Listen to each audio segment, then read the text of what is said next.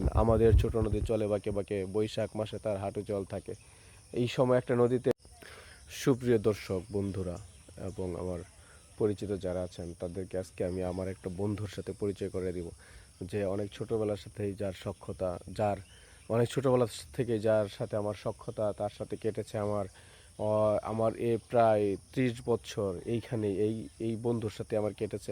তার বুকে আমি খেলা করেছি, তার বুকে আমি সাঁতার কেটেছি, তার বুকে কত স্মৃতি যে জড়িয়ে আছে সেটা আসলে বলা সম্ভব না।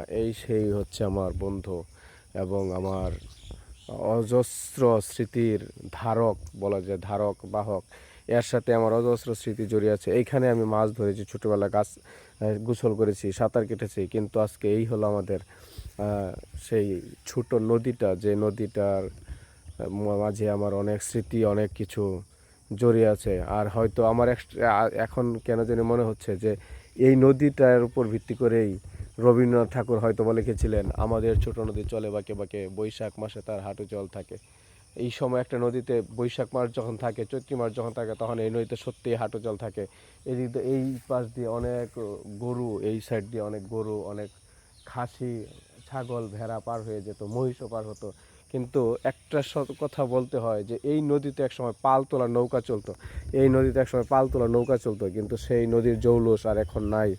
মানে এরকে নানা রকমভাবে, নানাবিধভাবে একে প্রায় মৃতপ্রায় করে তোলা হয়েছে।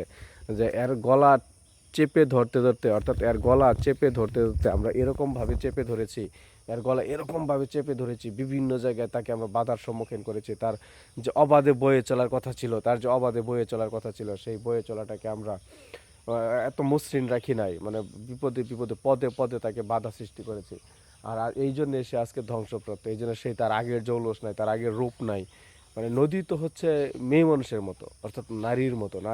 নারী যেরকম যে কলকল কল চলে, নদীটি ঠিক সেরকমই কলকলভাবে বয়ে চলে। কারণ হচ্ছে ওকে যদি আমি বাধার সৃষ্টি করি, তার তো সে তার রূপটা ধরে রাখতে, তার যৌবনটা, তার জৌলুসটাকে ধরে রাখতে পারবে না।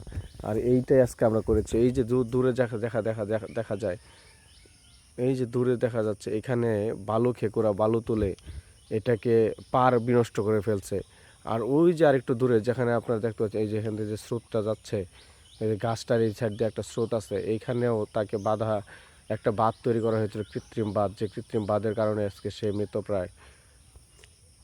এটাই আমার কেন জানি মনে হয় কবি রবীন্দ্রনাথ এই নদীর উপর ভিত্তি করে সে তার ছোট নদী কবিতাটি লিখেছিল, যেখানে রাতের বেলা শেয়াল ডাকে, একসময় এদিকে কাশফুল ছিল, এদিকে এই যে এইখান দিয়ে একসময় কাশফুল হতো, এই যে এখন এই যেগুলো আছে এগুলো একসময় কাশফুল, এখানে ফুল ফুটতো, এই কাশফুলগুলোতে কাশ্যা যেটাকে বলি আমরা গ্রামের ভাষায়, এখানে ফুল হতো, কিন্তু আজ সেই ফুল নাই, সেই